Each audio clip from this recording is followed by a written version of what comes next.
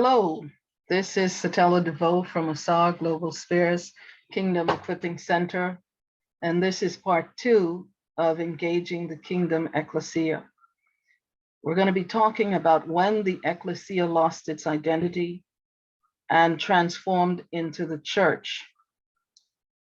Let's get right into it. The English word church is a transliteration of the Greek word kyriakos or kyriakon. To understand where the word church came from and why the word ekklesia or ekklesia was removed is what we're going to talk about. Identity. Identity. If you lose your identity, you lose yourself. You lose your destiny, which carries your mandate, your purpose, and the blueprints to actualize your destiny, the very purpose you were created for. Yahweh says in Jeremiah 29, I know the plans and the thoughts that I have towards you for good and peace. That word peace carries the frequency of wholeness, nothing missing, nothing lacking. Everything concerning you is written on your scroll. Psalms 139 says, everything pertaining to you was in Yahweh in eternity, before you were a seed in your father's loins or conceived in your mother's womb. This is very important to understand. Satan shifted the Ekklesia's identity so he could shift your identity, so that you could not function in your sphere of authority in the Ekklesia. Why? Your economy is connected to your identity, which carries your destiny in the Ekklesia, the Ekklesia. Your kingdom provision, supply, increase, and influence is all in your position in the Ekklesia. Lost identity causes us to misunderstand and misappropriate our assignments, impacting both our functional identity and our mission in this world and throughout the cosmos. Your identity is so important. Yahweh says that, I know what nation I placed you in. I know what era and year you would be born in. I know which human vessels would be chosen to conceive you and bring you into this world, no matter how it was done. Why is that important? The individual person, citizen, is a part that makes up the whole nation. Remember, Yahweh is after sun sheep nations that will govern with him from heaven above into the earth below and throughout the cosmos. His will done on earth as it is in heaven. The Roman Empire legalized Christianity, displacing the Ekklesia. The original Ekklesia, beginning in the book of Acts, expanded the gospel and influenced cities and nations until about 325 AD. Though it was oppressed and persecuted, the Ekklesia Christ had established could not be stopped. The enemy's plan was, when you can't beat them, join them and take them over.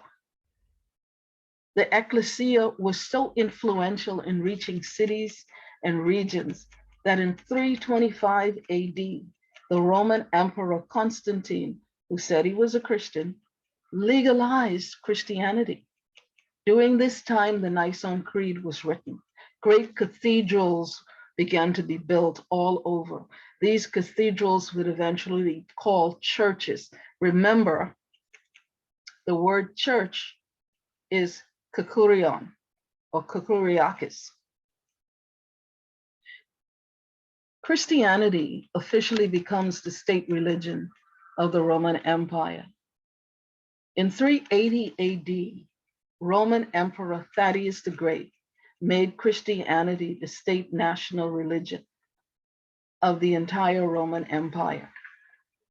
What appeared to be the summit of acceptance for the church was the unraveling of the Ecclesia's identity being lost. The state church squeezed the Ekklesia into its mold, gaining control of its leadership for its own personal gain. For the next 1,000 years plus, formalized religion slowly takes over the entire Ekklesia like yeast in the dough. The leadership of the church becomes corrupt, political, taking on a form of godliness by denying its power that's in Yeshua's Ekklesia or Ekklesia. Now the church is filled with professional clergy, the wealthy and educated, and those who understand Hebrew, Greek, and Latin have access to the Bible. The common citizen does not have access at all. This Roman Catholic, and by the way, Catholic means universal. The church becomes well established and ingrained in the culture of the empire. Yahweh, in the meantime, keeps groups of people pure from the polluted religious system. These were rogue members of the Ekklesia that are carrying the true voice of the frequency of the undefiled gospel of the kingdom of Yahweh. So something happens. Truth seeks to return. The Tyndale translation of the New Testament and its threat to the state church. This is important for you to know, because truly, if you don't know your history, you don't know your future. Tyndale translation. Tyndale translation of the New Testament and its threat to the state church. The church retains power through bloody crusades that stamps down any type of resistance to its hold on power as the church. Remember, you had the Inquisitions, you had people being burned at the stake, just somebody thinking or railing an accusation at you, you could be put to death. This was not what Yeshua built. It was what the enemy infiltrated into the Ekklesia. So let's continue. William Tyndale in 1525 AD translates the New Testament from Greek to English for all common people, citizens to read, right? Known as the Tyndale translation. And again, this is important for you to know. So bear with me. Now, in his translation of Matthew 16:18, Tyndale rightly translates the Greek word ekklesia as congregation, as opposed to the word kyriakon, which translate to in English to church, which had been used for centuries prior by now. So congregation or assembly as a proper rendering for the word ekklesia is what he did, Tyndale. This stands for truth, what cost William Tyndale his life.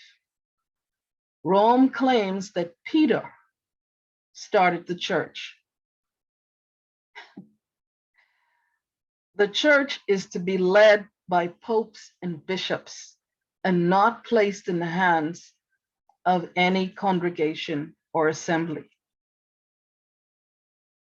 Tyndale's accurate translation of this one word puts the entire papal system in jeopardy. Tyndale's translation would become public. The correct translation of Matthew 16:18 would be read by the masses everywhere, presenting a real threat to the power structure of the religious and political institution system of the day. Tyndale would not rescind the word congregation. He understood the power of what Yeshua HaMashiach, the Christ, was conveying when he used that word, and he would not rescind it. The Roman Catholic Church hires a traitor. Tyndale is betrayed by Henry Phillips. Tyndale was sentenced to death by the Roman Catholic Church and was executed and burned at the stake in 1536. Remember the word identity? Lose your identity, lose yourself. Yeshua created an Ekklesia, not a kyriakon, a church. The rise of the Church of England came next, the Anglican Church. Don't throw stones at me. I grew up in the Anglican Church. I loved the Anglican Church. King Henry VIII separates from the Roman Catholic Church. He endorses the Great Bible produced in 1535 AD. Tyndale's Bible is rebranded as the Great Bible, produced to sidestep the papal system. Now we have competition among the religious systems as to who is authentic and who is great. Why? Because the Roman Catholic Church did not grant permission for King Henry VIII to annul his wife and marry another woman. So he creates his own institution, his own religious system. So King Henry VIII persuades the English Parliament to separate from the Roman Catholic Church, right? In 1534, the Act of Supremacy makes King Henry VIII the head of the new English Church and officially nullifies papal authority in that country. This is stunning, people. I tell you, this is stunning because the Ekklesia has been hijacked. While Christians are just going to church and embracing a religious, political structure that was never their identity, none the wiser. Just going with the flow. Then now more competition because the Geneva and the Bishop's Bible is produced. The church at Geneva, Switzerland, produces the Protestant Geneva Bible in 1560 AD. Under the rule of Queen Elizabeth I, the Bishop's Bible is produced in 1568. I want you to understand the sustained attack by Satan against the Ekklesia to contaminate Christ's Ekklesia, a sustained attack to create a crisis identity. No identity, no purpose, no destiny. No believers in the way. No son, priest, kings of the order of Melchizedek priesthoods. To form kingdom ecclesias, to transform cultures, to create son sheep nations that govern with Yeshua, to expand the kingdom of Yahweh on earth and into the cosmos. If one thing we could say about Satan, he is consistent, working through human agents to get his will done. If we could only be so faithful. The King James Version of the Bible and the final blow to the Ekklesia comes about. King James rises to power in 1603 AD. In 1604 AD, a new translation project is started. The King James Authorized Version of the Bible. We all most likely have one. Most hotels have one. They actually need one.